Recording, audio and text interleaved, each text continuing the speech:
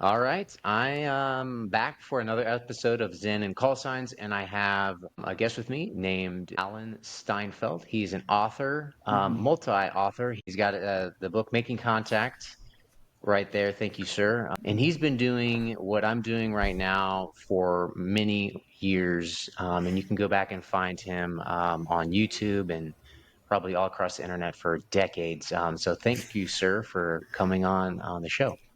Well, thanks for inviting me. It's great to just talk to someone so open like you and kind of willing to hear other realities. So, Oh yes. yeah, absolutely. If you'd start off about just kind of maybe give us your bio, your background, to like where you Sure. are in present day.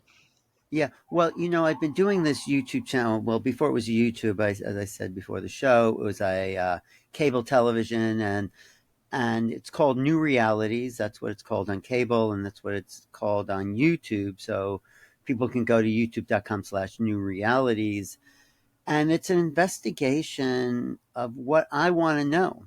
There's some Yeah, brilliant people out there, scientists and artists and creators of all sorts that are pushing the envelope of knowledge. So I'm not interested in the old time religions and what everyone knows. And, I'm seeking out people who are innovators and new thinkers, people like Bruce Lipton, if you know his work. right. He's Yes, an evolutionary biologist. He says, no, Darwin was wrong. We do not evolve through chance mutation. There's right. intention, and we're part of a bigger field. People like Joe Dispenza talk about this. There's the quantum field that's speaking to us, and I've even talked to Aboriginal elders about this whole dream time experience. How Yeah, there's energy and there's a constant flow of thought form realities coming through our awareness, but we're not sensitive to that unless we tune in. And people like Russell Targ, who started the remote viewing program at Stanford Research Institute. Remote viewing is something I think is fascinating. How these local senses only see what's here, but we have non-local sensory awareness where we could see things and hear things that are not local to these senses, and that's like rearrange our whole notion of who we are as human beings and the nature of our cognitive reality. So I'm looked at those things. Nassim Harmein, who's another innovator in astronomy and physics and quantum physics and dark hole, black hole, matter, black, what do they call dark energy, dark matter. yep. So these are people not just against the mainstream, but they're evolving the mainstream. And that's why I call my program New Realities. So I got started with that. I don't know, maybe it was in college. I started to Yeah. read, I went into What college. Go ahead. what Ask spurred me. your your thought into that our reality wasn't as simple as it was? Where did that Uh, start? that's a really good question.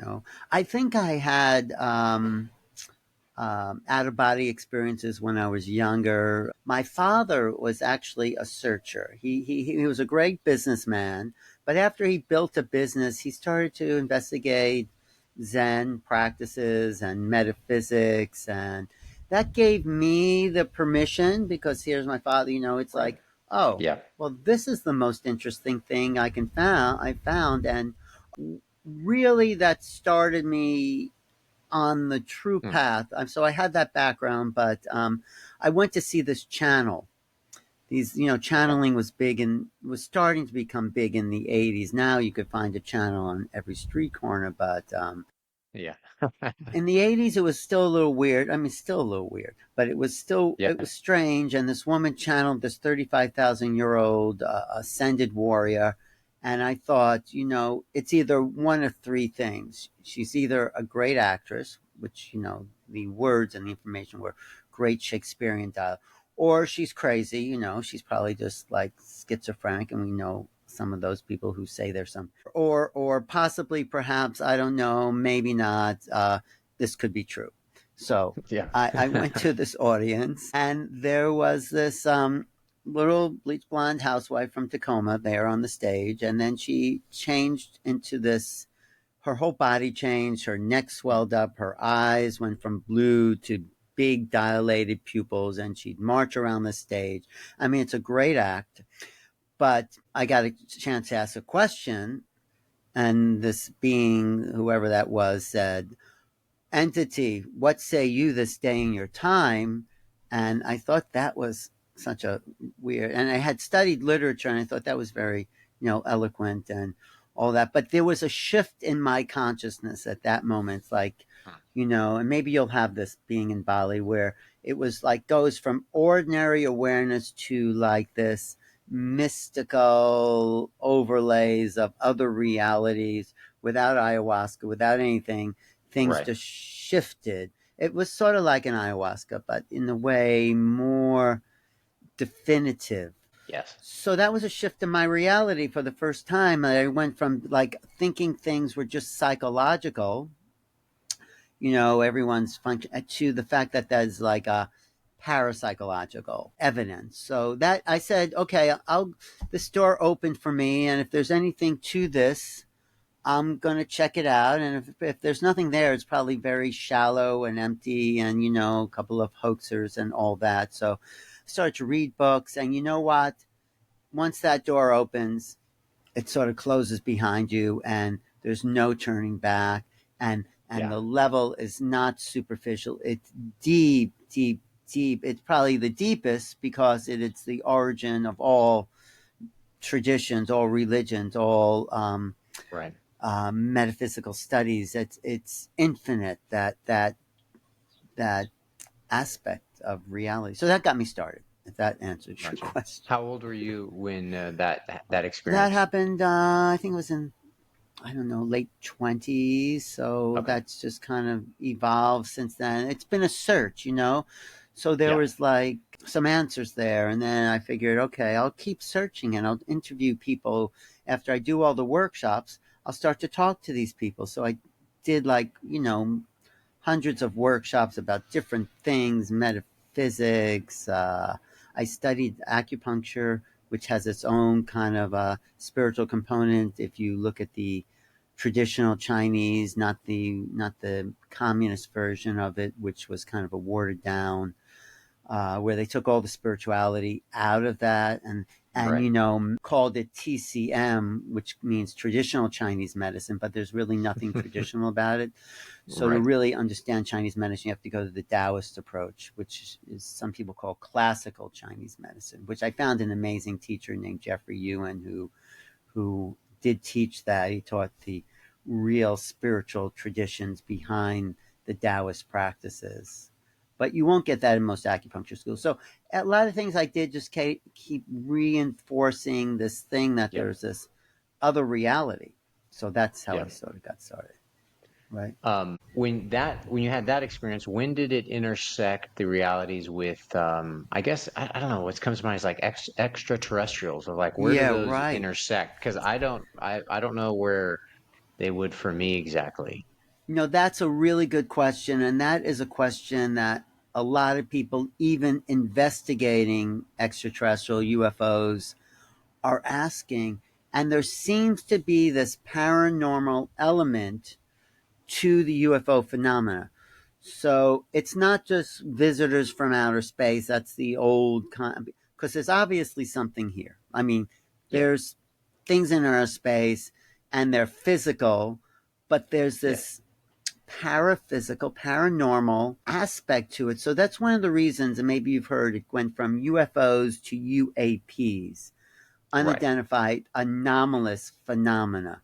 So the difference is unidentified flying objects to anomalous phenomena. So it's not just flying objects. Anomalous means something we don't quite understand. We can't put it Right. into a box, so we call it anomalous.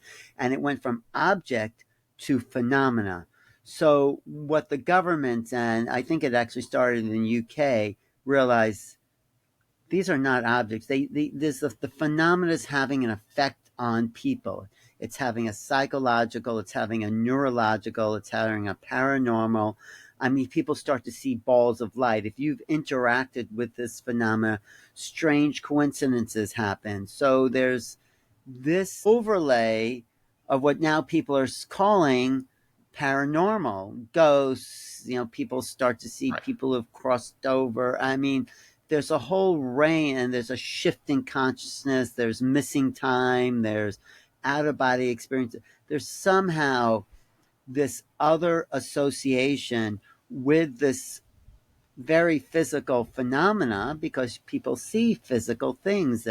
There's crash retrievals. The U.S. government has things in their possession, which has been just testified by insiders. If you listen to David Grush, I don't know if you've heard him. He's an intel from last year.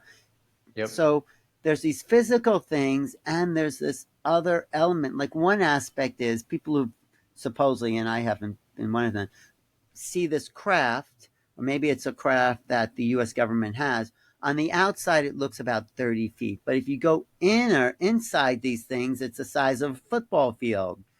That's just so Yeah. unexplainable.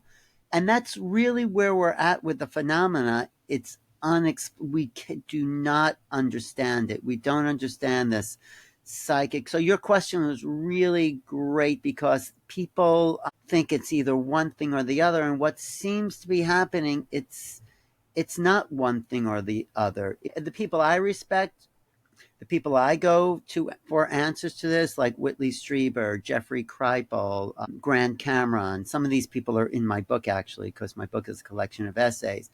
They acknowledge this strange. So people think, oh, yeah, we're just being visited by beings from outer space. And that might be true, Yeah. but the function of reality is also shifted in the presence of these beings.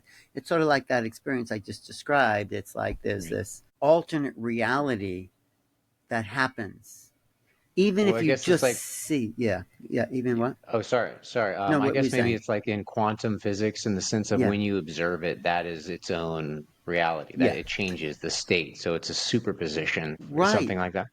No, that's really smart. That's good, because not only does it change the superposition, but Grant Cameron says that in my book, because he wrote a chapter. He says, if you've seen a UFO, you are entangled with it. There's Right. no innocent bystanders. It's like, is a consciousness link. So I think that's what you're referring to, which is like quantum Yeah. physics. Yeah. Yep, I have another one. So, are Yeah. you familiar with the Tic Tac off the Yeah. coast? You've I seen am. that. And I remember when I saw that for the first time, and I saw the videos and the images, and like I saw everything I could just be like, oh my God, what is that? And I'm sure you've seen Flight of the Navigator in the 80s. Which one is That's that? The the one where fighter? the kid gets on this, like, alien craft, and it looks like a teardrop. It's a Oh, perfectly silver teardrop basically, and it can go so fast. It's like kind of it's a like a gravity movie. mirror. It's some Yeah, kind of. Flight of the Navigator, Oh, sci-fi movie. I'm gonna write that But down. that's so I saw that, and so think of like a one-sided teardrop, and Mm-hmm. it basically folds, goes so fast, and I don't know, it's just fascinating. And I when I saw the video of the Tic Tac, I was like, oh, that's a gravity mirroring craft, right? Okay. That has the ability to pull, because as the Commander Frazier talks about, it's flying over the water and then pulls like 50 G's to go like 20 miles in a second. And I saw that. I saw the FLIR footage because I'm a pilot and I have a FLIR, and Yeah. I did all those things over the water, and I operated in those areas for years. Like that's where I flew almost daily. And I'm like, you see that, and I was just so struck by irrefutable evidence. Right. And Well. I guess there's one question where I kind of was like, okay, that's either our tech or someone else's tech from a previous eon, like Mm-hmm. prior Younger Dryas type of, Right. Right. or it's alien craft. I don't know. So what's your thoughts Well. on that? I'd love to Well, get the your other your thing take. about the TikTok I want to ask you is that Fravor Yeah. said that he was directed to go to his, what is it, contact point, or his, what Yeah, do they call? Is it there's pitch basically a point? term to reorganize the whole fleet around a specific point, and he went to, Right. like, that's where the Tic Tac went because it knew. Well, You it know what was I mean? he Like, was directed to go there, which probably would take a couple of minutes, and the Tic Tac was there, like yeah, it read the mind. Oh, And you see that. So if you listen to Fravor, and he's probably one of the top gun pilots, right? You have to be right. pretty. Very I impressive. think he knows what the latest technology, even these triangular stealth things that the U.S. is coming up with. He says there's nothing like this that we Right. have, or probably anyone else has. So where's it come from? Well, it could have been an ancient pre-Younger Dryas technology. This is a theory of Hal Puthoff. He calls them the ultra-terrestrials, like a terrestrial race Right. that Yep. just develop. And some people say there's a whole race of these beings inside the Earth, inside these huge caverns that are the size of Yeah. continents, and inside the Earth. There might be Yeah. entrances in Bali. I don't know, but or well, they're not ours. Okay, this is Yeah. why the term non-human intelligence is now being thrown around. Not aliens, but maybe they are superhuman. But what do I think? I don't want to. I'm not saying they're Pleiadian or all these things like that. That's Right. called woo in the UFO literature. If you say, "Oh yeah, Yeah. they're Pleiadian," I mean, maybe they are. But to make that kind of definitive statement, I just interviewed people like Diana Paselka. She's, people on the inside of this phenomenon. Well, she's pretty inside, even though she's a professor. But, we want to stay where the facts are. So I don't want to Right. say, oh, yeah, they're, Andromedans, and maybe they are, but to make those statements, we have to say what Chuck Schumer is saying. He's the head of the U.S. Senate, New York senator. He's putting together the UAP Disclosure Act inside the NDAA, which is National Defense Authorization Act. So that's like how much money Congress is giving the Pentagon. And inside that, there's something called the UAP Disclosure Act, UAPDA.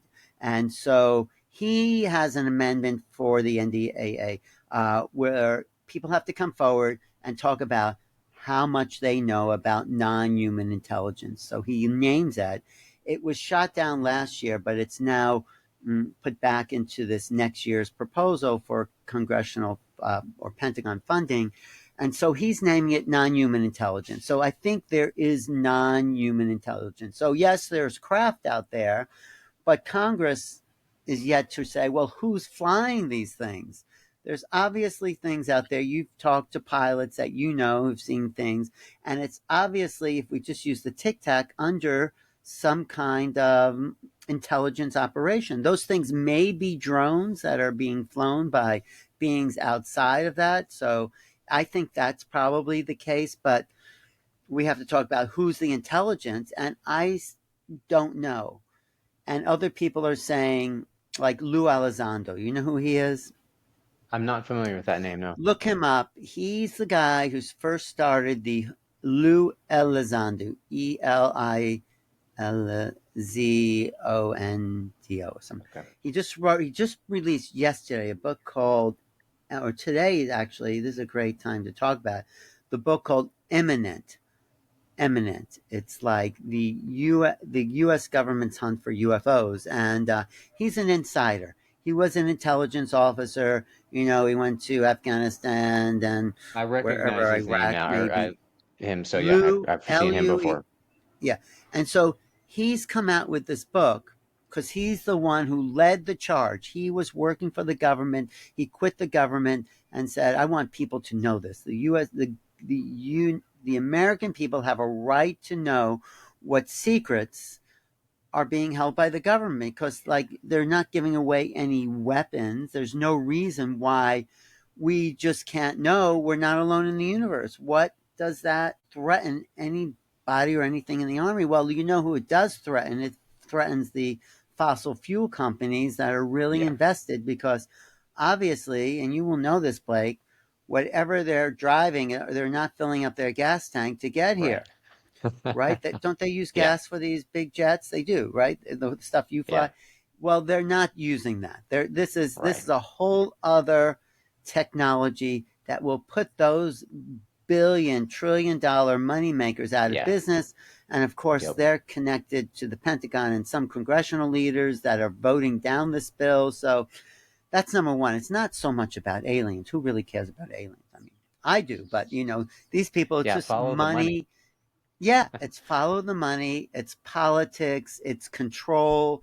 Also, if we Yeah, are being visited by things that we have no defense capabilities, not that they're really even attacking us or anything, why do we have $1 billion defense budget? So there's that side of the right. money involved there too. So Right, I think because it's I think fascinating. the Yeah, yeah, agreed, because there's yeah, like my thought when I saw the Tic Tac was like, hey, gravity mirror, right? And what's powering it? So it's got to be yeah. something, to be able to do that type of, that means that whatever it's got has unlimited power in some fashion or something like that. So It, it's like, it right, that puts all does. fossil fuels out of business, where it's like there's free energy.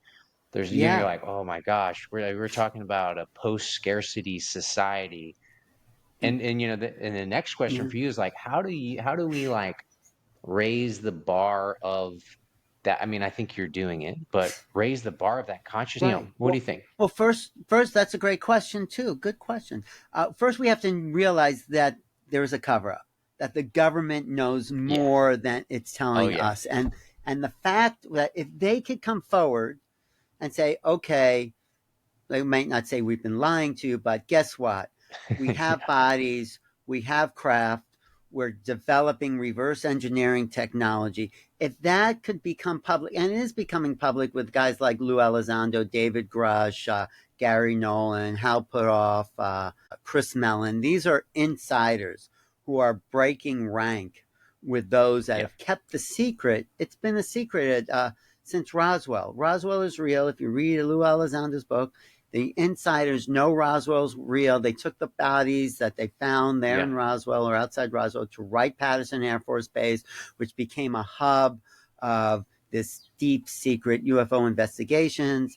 And the Air Force then proposed a debunking campaign against Yeah. people who would come out. They would ridicule them and Yes. talk about them being crazy. And that's still ongoing. There's still a Yep. part of the Pentagon that's saying, no, we have no evidence of anything extraterrestrial. But when the report came out in what was this, I think in 2021, it was the preliminary report for UAP investigation. They said, well, there's 144 things reported. We can identify one of those things as a balloon, and 143 of them were what we'll call other. So they put it in the category of a very uncreative other label. So they know that this is this is, I mean, yeah, it sounds science fiction because I'm totally into science fiction too. If you read my book, my whole chapter begins with my obsession with science fiction and how that led to my obsession with UFOs. But it sounds like Yeah. science Right. fiction. And you know what science fiction? Science fiction is someone writing, for 3 years, the world went into retreat and everyone was locked in their homes and there was this huge shutdown and, things drastically changed. That sounds like science fiction. But what Yeah. that did was lead to this other possibility that, well, if that could be true, that the world could be shut down, which is really a science fiction plot, right? Why can't these Right. other things be true? Why aren't those other things true? And they not only why can't they are true, and this is what this time in history, Danny Sheehan, if you know who he is, the people's lawyer, he defended Karen Silkwood, Standing Rock, the Pentagon Papers. He is the UFO lawyer, and he is on the side of getting this out there to the public. So that's one way to get what your question was, the baby boomer, modern American person just focused on their career. Say, what? Wait, there's really something going on. I have a friend who does a podcast called What? Wait? And it's all this investigations into all this kind of stuff, the stuff Kelly's so interested in, your wife, who's just Yeah. in a really amazing psychic. She really is. She has a gift, and and she's such a regular person too. And you just think, oh, there's this, regular mom and wife, but she's like this Yeah. amazing. So how do you explain that to the regular person that she can? Right. I mean, Like your friends, I right? I agree. mean, do you tell Yeah. your And friends like, "Oh, my wife does this"? yeah, I mean, some of it's here it's pretty okay, but yeah, sometimes it's you they're just kind of like, okay, cool. So the Mets, the baseball games, they Exactly. just immediate switch off because they can't. Well, It's almost like NPC mode. Are you familiar with that term? NPC, no, what is that? Um, this is like probably for my son who's 14, and it's in any games when he's playing, or it's a role playing game, and there'll be a character in the game, and they're called a non-player character.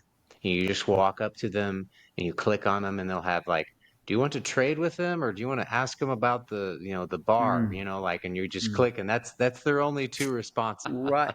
Well, it is sort of like that, but it's very threatening to people's Right. True. worldview and sense of identity. If you've grown up with the world, and we have probably, but we read science fiction, so it was a little different because we.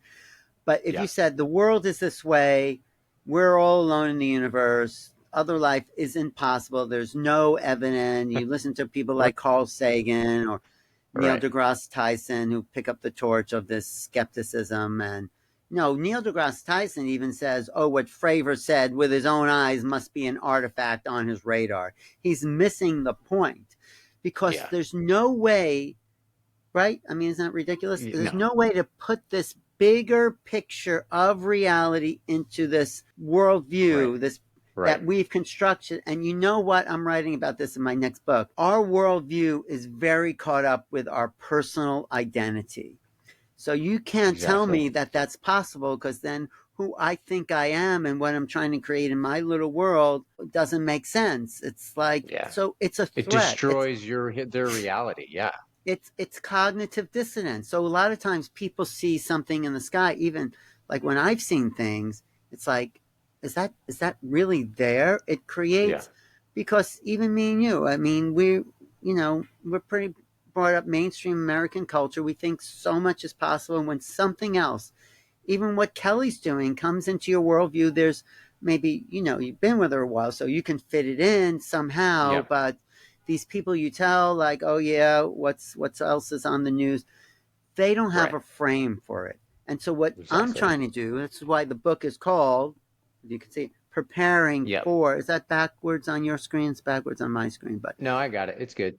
okay, because when I say preparing means let's tell people what's out there. That's the preparation. Okay, let's just say, let's not surprise people, because if you're prepared, when you see something in the sky, you could say, "Oh yeah, I read about this. It's not so weird, but it's still pretty weird." But Right. do you see? I think you're really getting what a threat. Government comes out and says, "Guess what? We're not alone in the universe. We have this reversed engineering, maybe this, 0 point energy, this free energy." It's like, what? Right. Wait, it's Right.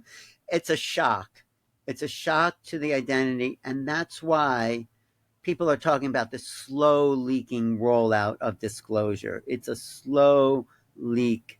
So yeah, there's information being leaked, and there's another leak there, and it's now the faucet's not being turned on all the way because that would be too much to religious fanatics and people, even people in a very small world. So like Right. my mother, after I wrote my book, my mother says to me, "You don't really believe this stuff, do you?" And I say to her, "Not only do I believe it, I've made a career out of it." So Yeah. there you go. So that, I think Um, that's what the problem we have facing on here. Yeah. yeah. So another thought that comes to mind is that, because I grew up Anglican Catholic, and, Mm-hmm. my religious and philosophical beliefs have obviously evolved over time, but they're not mutually exclusive in the sense Yeah. is that, I still, when I think of the Bible and Christianity and Jesus is like, where my thought goes is to, he operated, I think he was a man, operated with Christ consciousness. Like, right, Yeah. maybe he was a medium, like, I don't know, but he Mm-hmm. certainly was a real man that, became a martyr and suffered. And,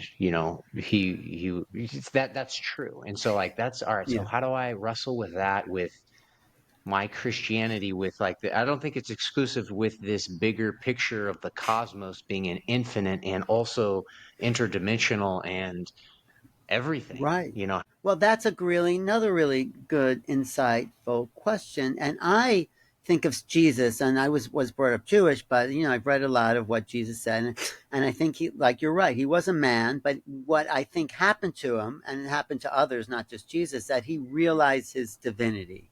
So Yep. yes, maybe he was crucified, but he was able to bring the energy back into the body and what the Christians say resurrect, something. And if you look at the Shroud of Turin, which is Right. 2,000 years old, it's the image of this man that's lit up on this, you know about the Shroud of Turin, right? Yes. Uh, so I think Jesus demonstrated the divinity that's possible in all beings, the infinite nature. So, yes, we're infinite beings that Jesus and Buddha and lots of other ascended masters have demonstrated. I mean, Jesus may be the most recent, but you do hear about people in India who just disappear, who Right. ascend, who in Tibetan tradition build the rainbow body. That's another Right. way of talking about the resurrection of the infinite nature. So we are capable of doing that. You, right there in that body, can turn that into light. There's a biophotonic potential in each cell. I mean, the ability to turn your body into light. We haven't activated it. We are not aware of it, but there are models like Jesus and other great leaders who have been able to activate what's in our potential to do. We're, looking at ourselves, our infinite nature. I mean, ascension is a sort of a pop term you hear in the kind of new age. But what is that really? It's doing what Jesus did, and or other masters have done, and we can do that. But you have to lead a different life. You have to, like, we're in the material world, but not of the material world. I mean, people like Kelly who can tap into this infinite realm because when she's talking to people who have crossed over, well, where are they, right? Right. What, I'm just Yeah. going to close my window for a second. I'm getting outdoor sounds there. Anyway, did I show my underwear when I start? No. Oh no. Okay, good. So that's how you can reconcile like religion. I think it may hold some good moral structure. Like if you Sure. talk to someone and you say they're a good Christian, which is, I don't mean a fanatic, but they Yeah. hold the principles of like compassion and empathy. I mean, those things, Right. I would trust those more than someone like, not to be too political, but someone like Donald Trump who doesn't have any morals. You know, I hope True. that Yeah. doesn't lose you audience members, but there's people out. Yeah.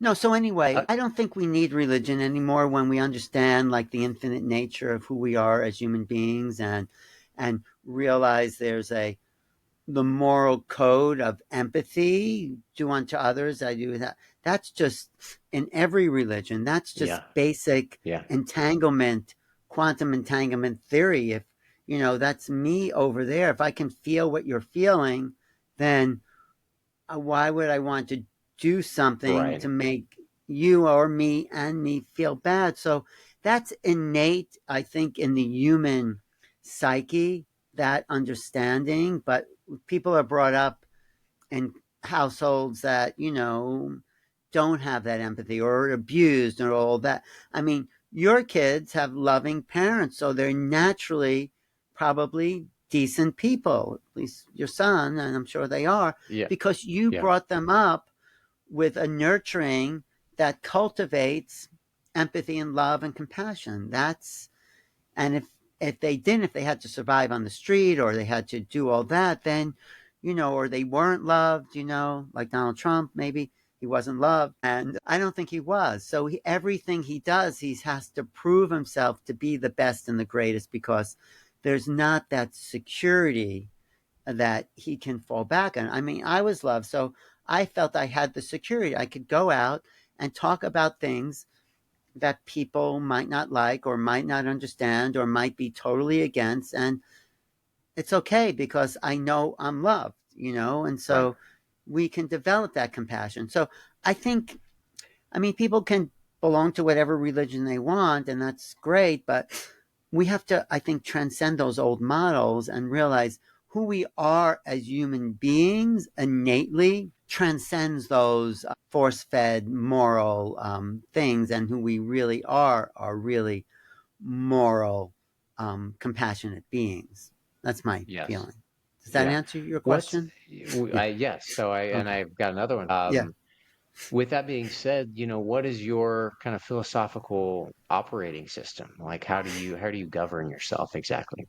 Yeah, that's interesting. I like your questions because they're really unique, and Well, and they thanks. makes me think. Okay, how do well, well, I when I saw this channel would say Ramtha was the name of the channel I saw when I was like 30, and that shifted my reality.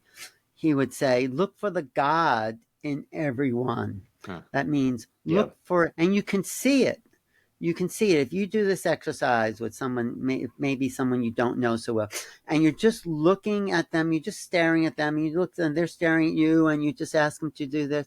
There's some moment where the personality just drops away, and there's a presence, and it's a presence when there's light coming out of their eyes. It's like for a moment there's a flash where there's nothing else there, and you just Yes. present with them. There's no you personality. This is who you are, Blake, and this is my history, and this is what. No, there's a moment where you drop away that person and you become the infinite thing. So if you can see the God as a practice in everyone, like on the subway station, inside, Yes. the waitress in the restaurant. I mean, what is that? So that's when I remember to do that. Sort of been my practice. Where can I see the infinite nature inside everyone?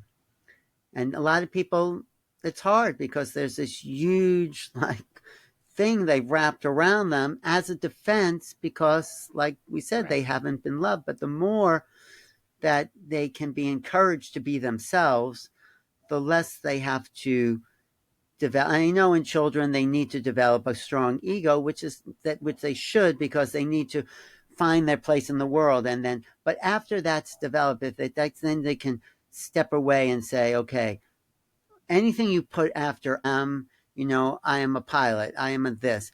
Anything you put after the I am diminishes the I am, because the I am is the nature of the being that you are. I am that which I am is the thing that, the infinite aspect of ourselves call ourselves. So that's what I try to strive for. I'm not saying I always do it, but I Sure. get impatient. Someone cuts you off in traffic. Where's the God there? But all that, it's like, but I Yes. think if we just remember that, and one more thing, when I teach remote viewing, people are accessing this infinite nature, because how else can they know? Like, how else can Kelly know that there's someone in the room, or even your daughter? She told us a story on this show about your daughter. I mean, that's something that, if they see people, they're accessing that infinite nature and the awareness of that infinite nature. So we can just remember that we're that. I think that changes a lot of things. Yeah. Yeah. I really like that because Kelly's mentioned that a lot to me of how she has such patience and compassion for everybody that she sees and Yeah. wherever they are. And I'm like, I've asked her, like, how do you like do that? And she's like, Yeah. well, Blake, I just see the Godhead in everybody. And I'm like, Right. all right, I'm going to try harder to do that. Yeah, the Christ energy, Jesus, Yes. Yeshua, whatever you want, achieved that. He had 40 days in the desert to be tempted to go back into the personality, and being crucified, whatever happened, whatever the Romans did. It's kind of a karmic irony that the Romans now hold the seat after they kill this guy. They make it the holy center of their empire. Yeah. Rome. So um, that's karma for you. Yeah. Anyway. Yeah. Exactly. Kind of going into maybe I don't think you know Mm, this, but mm, a small part of why I've kind of done this show is, right now, veterans and first responders, somewhere between mm, 20 and 40 commit mm, suicide every day. some I've fashion. heard that. I've heard that. Yeah. And it's an inordinately large number Yeah. compared to the rest of the population. And and I think the you talking about consciousness, new realities, and even the conversation we just had, like, hey, what's your philosophical source root code, or what you're thinking is like, or my thought is that that can help somebody. With that Mm, being said, and speaking on that, like, do you have any thoughts for if somebody was listening and mm, questioning whether they mm. wanted to be here or not, that anything else aside from what you just said, which I love, of asking that ultimate philosophical Right. question. Well, you can kill the body, but you're not killing the thought forms that inhabit the body. So it doesn't really help.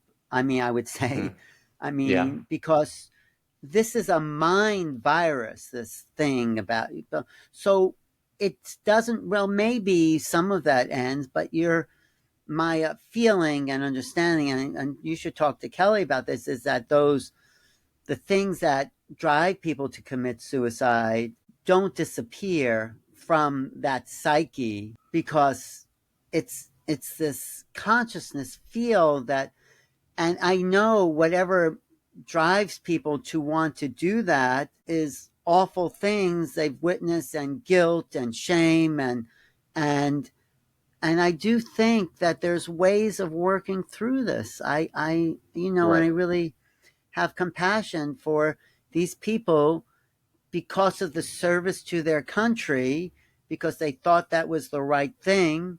And maybe it was that they are, and there should be help, and there should be programs. And, there are ayahuasca retreats and ways to get in touch with the trauma and whatever Right. people suffer. There are people who do get beyond that. And I know it's not easy and it's awful. Whatever makes people want to do that is torture, and they are being tortured. And there are ways, I think, to reach those people, because people have done it. People have been Right. able to get in touch, and somehow, I mean, there was this woman who was helping soldiers returning from war, making masks, and they made Yeah. masks of the trauma. It was a I've great seen TED that. talk. Yes.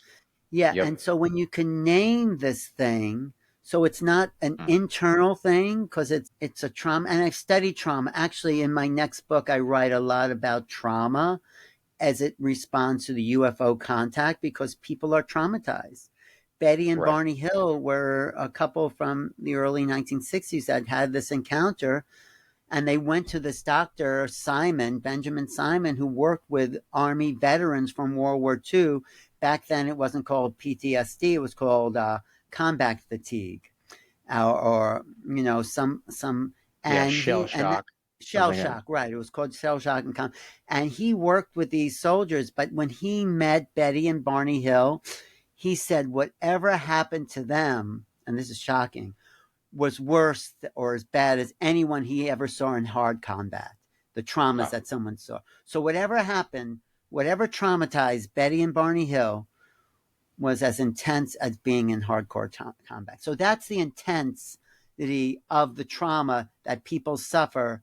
And most of the time, it's just blacked out. They don't even, like, some of these soldiers remember what happened, or vaguely remember part of it. But for a lot of abductees, contactees, it's so intense and so different than the reality they know, that it's just goes into the psyche and buried there. But the effects of it, people do become alcoholics, they become drug addicts, they become withdrawn from the world. But anyway, I'm just saying, I studied Yeah. partly, and I think I was traumatized by my own contact experience. But getting back to your question, which is in a way more important because it's immediate, that you can work through these psychological damage, and there are ways. Is EMDR, which is sort of eye movement thing. So I recommend that people are.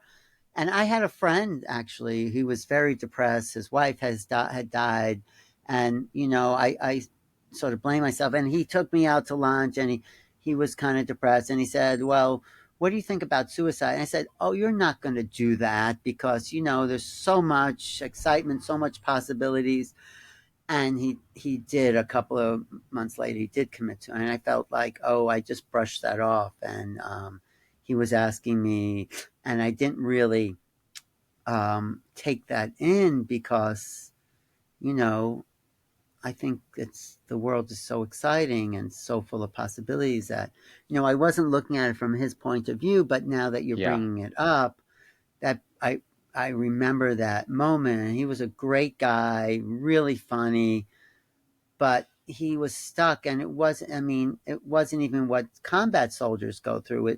Well, it was a Right. whole different thing. It started from his mother, whatever, But so there are answers for that, and I Yeah. think we can get those people, those veterans, the best help we can, and really effort in that to really make sure that everyone has a social worker after they get out of the service. I mean, a social worker should be assigned to people in combat just because of this situation. I mean, Yeah. it's not, though, is it? Right? I think the VA is a failed system Yeah. that Yeah. they keep touting different things, and yet Yeah. 22 veterans commit suicide a day. So it's very, That's yeah, well, you might like this book by Lou Elizondo. He's a veteran. Read it. yeah. It's called Imminent. Imment. Eminent. I'm And he looking at his talks. sorry, go Yeah, ahead. you're looking at his what? You're saying his what? His Wikipedia right now, and I've seen some of his videos and stuff he's put up before, so I just didn't recognize the name, but yes, I'm tracking him. He's someone veteran. Worked at Guantanamo. Probably did things I don't know, but things he probably thought he had to Yeah, do. yeah, And he has this whole cause now that he's involved with that is really about freedom and freeing people. Because if you can tell the truth, finally, I think it's a personal mission because in a way he did things for the government he probably wasn't happy about. And now he's not going against the government, but he's saying the government has been lying. He actually says the yeah, government has been lying to us. So are they lying to us about Vietnam, about what were yeah, we in Afghanistan? What was Iraq about? I mean, did we need? right, Yes, maybe Saddam wasn't a nice guy, but we put him in power. Did we need to go in and totally destabilize the Middle East right, to prove a exactly. point, which was No, pointless? So why are we doing this? Because the yeah, Pentagon's I'm sure there's some good thing, but their mission is to make war, feed the weapons industry, there's a yeah, lot of great things people can do if in service, like serving yeah. their country, Well, I think here. it's defending, that's the idea of what I wanted to do. I wanted to join. I wanted to defend my Mhm. country. I wanted like that's exactly what I wanted to do. There's some other things in there, but I wanted to, But who are we just serve my defending country. ourselves against? Who were, Right. I mean, the Russians were the enemy, or the Chinese, but they went bankrupt trying to compete with the US. So we outbuilt them, because we have a better system. I do think our system of capitalism works for some Yep. level. I mean, we need to combine it with, you know, compassion and all that. Yeah. But who are we defending? They were, I talked to Russian people. They were the ones with their heads under the desk in schoolhouses thinking the Americans were going to bomb them. So Right. this whole thing about really why, I mean, I'm like, I love the song Imagine, right? Imagine no countries, imagine no religion. It's like who we real, I mean, it was a whole propaganda event that was scheduled and still going on that people, yeah, were defending our country. Well, that was really true in World War II when we really had like awful situations where, definitely the Nazis needed to be stopped. And that was a war that we needed to defend. But then, what were we doing in Vietnam? Right. What was, I mean, now, Well, I think the hindsight now for, yeah, for yeah, veterans is much quicker. where we're, Yeah. and maybe even for me, where I'm like, I look back rather than, my grandfather looks back Vietnam and maybe he's questioning it 50, Mm. 40 years later, where I'm like, I'm Mhm. questioning what I was doing 5 years ago and or less right Where were now. you And 5 years ago?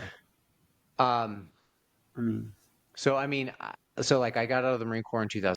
uh-huh. And so what I guess my is the bigger point of like, what was I serving? Like, was I Yeah. defending my country? Was I doing what I thought I was doing, or was I just the tip of the spear for some other person's interests, not even my country's interests, to Right. as a proxy for something else? Maybe in Afghanistan, it's like to wash the money out of the tax bases out of the U.S. Like what? Well, Right. So you see, the UFO phenomena completely upends this whole idea because we are defenseless, and this is something Lou oh yeah, Elizondo says as an inside, Pentagon. We are defenseless against this right, technology. So who exactly, are we and who are we defending ourselves against? And the other side of that is Danny Sheehan. I heard him. He's Lou Elizondo's lawyer. He said to Lou, well, are we being threatened by these things? And Elizondo had to talk to his people above him and say, we haven't really been threatened. We have the capability. They have the capability, of deactivating nuclear warheads.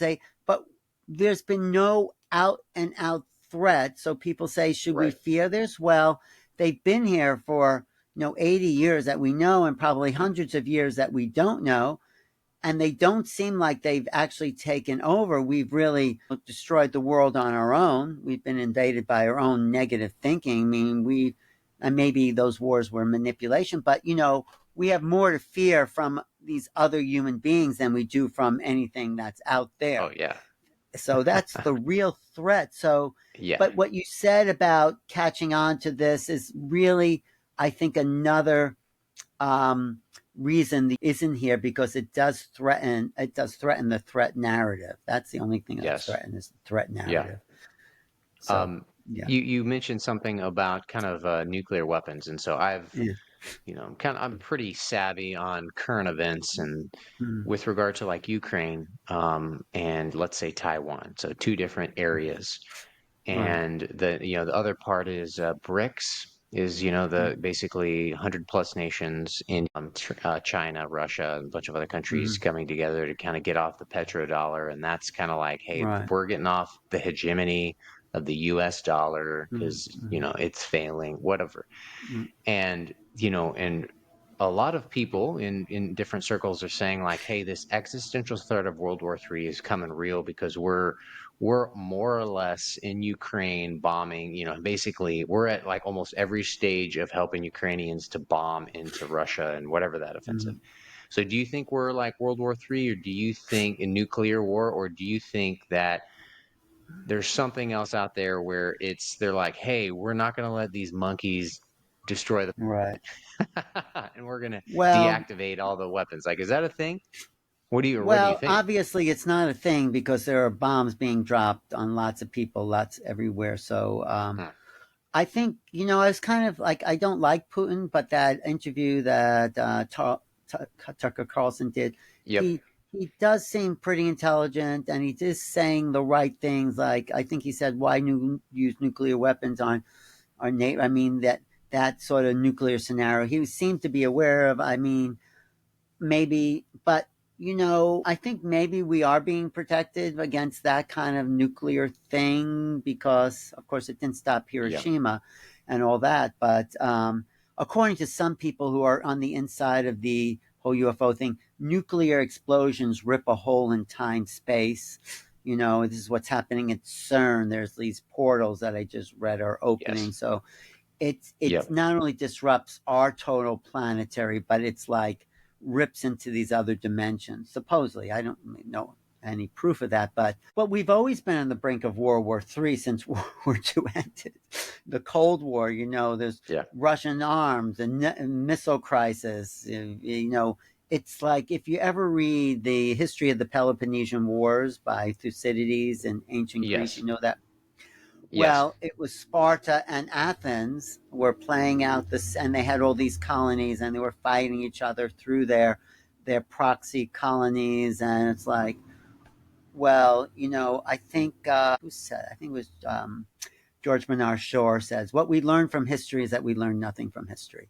So, Yeah. but think we have to change the vibrational field. So it's up to Yeah. us. I mean, yeah, maybe we'll be stopped from destroying ourselves by the who's ever out there, because I think they have an interest in our survival of it as a planet. But we've made a mess, humans to humans. We have to come to terms with the idea of countries and nationalities and patriotism and whatever that means. I mean, yes, it's great to have a country and to be for it, but if it means, Krishnamurti says a great thing. If you call yourself a Christian, a Jew, a Muslim, that is a violent act because you have separated yourself from the rest of humanity. So calling ourselves this or that or this and or even like if you ever go to Cincinnati and you're against the Cincinnati Yeah. Reds, that people take that very seriously. Their Yeah. team, their sports team, their political party, their religion, that is their identity. And if you threaten their identity, and which Right. is what UFOs do, you're threatening who they think they are. And anyway, I think we have to really solve our own problems. There are like major situations. I think if we stop manufacturing around the world weapons, maybe they'll return to sticks and stones or whatever. But we have to change. Why do people, I mean, I know in the Middle East, if you take those Palestinians and those Israelis, you put them side by side without their unit, they're the same people. Yes. People's belief systems are what they're at war at. So the UFO, again, not to keep bringing it back to that, but that Mm. completely changes people's belief Right. systems about who and what they are. I feel like that type of disclosure at least kind of knock it off for a little bit. It would like reset Yeah. everything. Yes. Maybe hopefully like, hey, so it kind Yeah. of blew a bunch of different religions out of the water, right? Like, well, Yeah. if they're UFOs, I don't even know. There's like, well, it's Yeah. unexplainable. They're the devil then. No, I don't know. Come on. Well, there are Yeah. people inside government saying that, and that's one of the reasons it hasn't been disclosed, because like Yeah. you're playing. So we have to get rid of all dogmas. I mean, my Yes. belief, Yeah.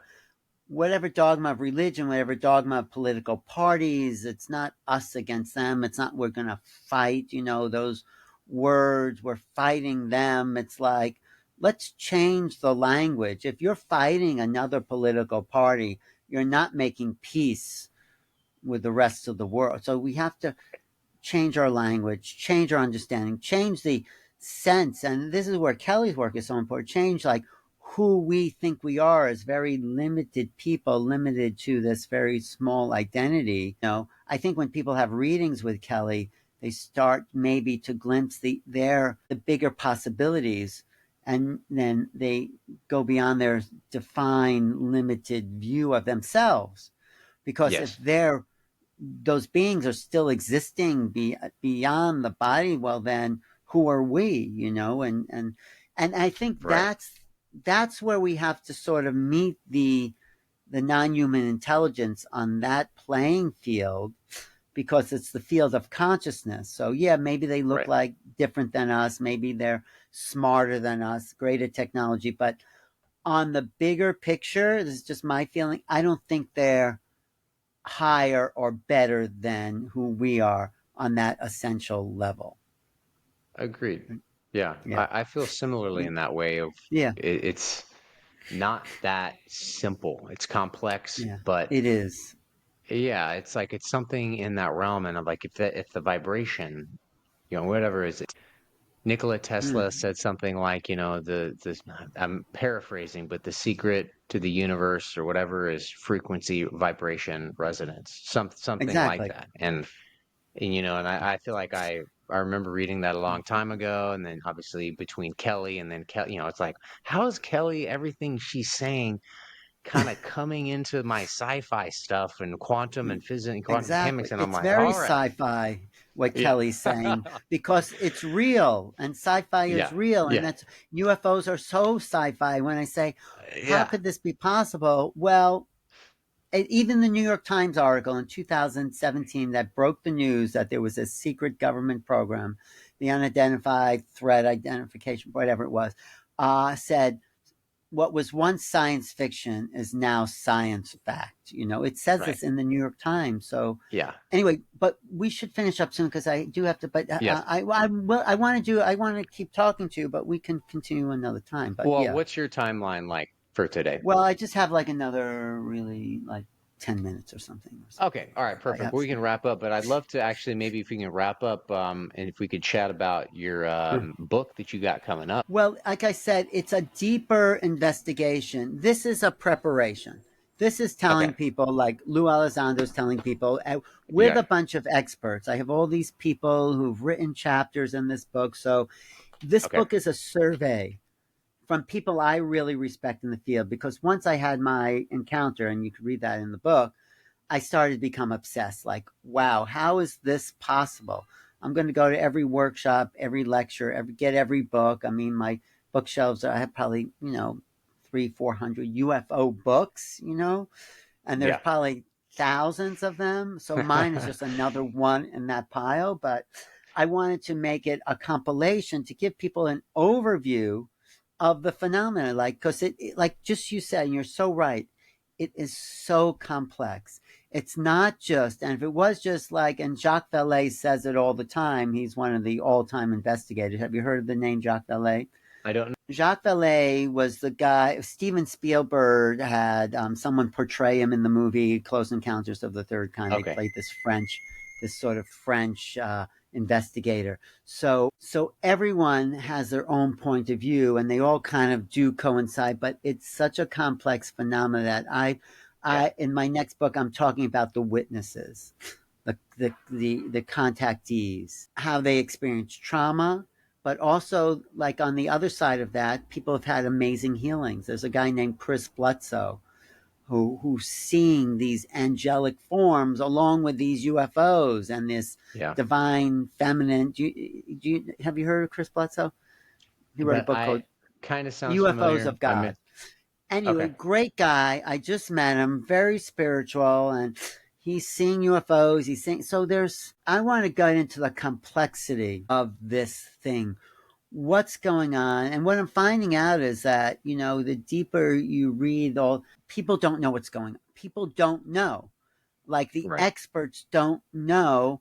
Like Elizondo would say, oh, there's something here, but we don't know what it is. And so, what is this? How can we define it in concrete, spiritual, metaphysical term? How can we put that into a terminology? And then, how do we develop a relationship with this unknown phenomena that's not traumatizing?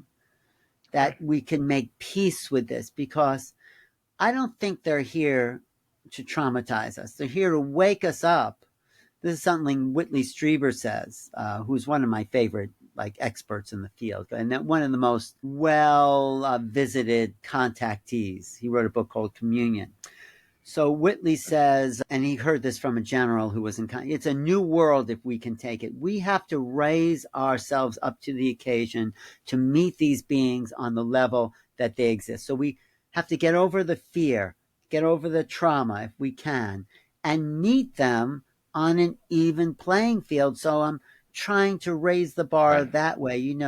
It's like they are more evolved, obviously have this technology, have this consciousness where they could shift time and space and do all these things that we could probably do if we knew how to do it. But, they're trying to, this is my like hopeful scenario. Some people say it's a threat.